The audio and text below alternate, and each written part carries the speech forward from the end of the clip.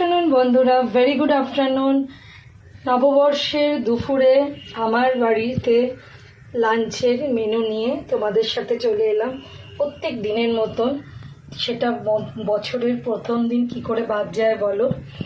তো বন্ধুরা, শুভ নববর্ষ, অনেক অনেক অনেক ভালোবাসা। আজকে দুপুরে আমি বাড়ির সকলের জন্যে কি আয়োজন করেছি সেটা একটু দেখাই তোমাদের। প্রথমে ভাত বানিয়েছি, প্লেন রাইস একদম, ওর সাথে কাঁচা পেঁয়াজ আর কাঁচা লঙ্কাটা দিয়েছি। আজকে গন্ধলেবু লাগবে না, যে রান্নাগুলো করেছি তার সাথে, তাই দিইনি। ওরপর আমি বানিয়েছি মাছের কালিয়া নয়, এটা দই মাছ।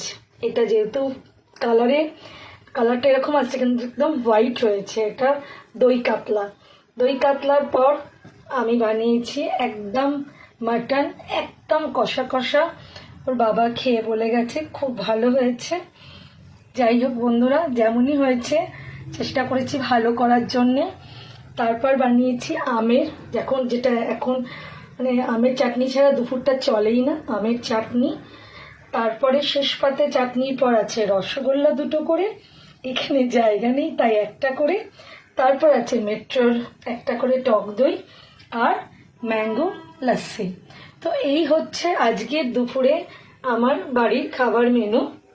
তো বন্ধুরা, তোমাদের বাড়িতে কার কি রান্না হয়েছে পারলে কমেন্ট করে অবশ্যই জানিও। আমার কমেন্ট ব্লক আছে, আমার একটু প্রবলেম হচ্ছে বলে আমি কারোর কোনো কমেন্টের রিপ্লাই দিতে পারছি না। তো দিদিভাইকে সরি, মানে আমি তোমাদের কাছে সরি, আমাকে ক্ষমা করে দিও, তোমরা কিছু মনে করো না যে আমি রিপ্লাই করছি না। তো এই হচ্ছে আজকে দুপুরে আমাদের খাবারের লাঞ্চের মেনু। তো কেমন লাগলো একটু জানিও। আর কার কার এখানে মাটন প্রিয়, আমার মাটন ভীষণ প্রিয়, আমি ভীষণ ভালোবাসি খেতে।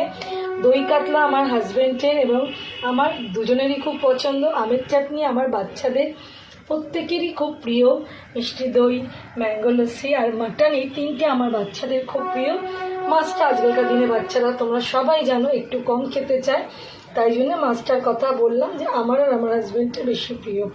তো এই হয়েছে আজকে দুপুরবেলায় আমাদের লাঞ্চে মেনু। তোমাদের কেমন লাগলো আমাদের আয়োজনটা সেটা অবশ্যই কমেন্ট করে জানিও। আর কার কোনটা ভালো লাগে সেটা জানিও। আর আমার সাথে যদি কারুর বাড়ির লাঞ্চের মেনুর আজকে মানে একই রকম সিমিলারিটি থাকছে সেটা অবশ্যই কমেন্ট করো। ভালো লাগলে একটা লাইক, শেয়ার, কমেন্ট করে পাশে থেকো। আর ভালো থেকো। শুভ নববর্ষের বাকি সময়টুকু সকলে ভালো মঙ্গলময় হোক। তো বন্ধুরা, টাটা।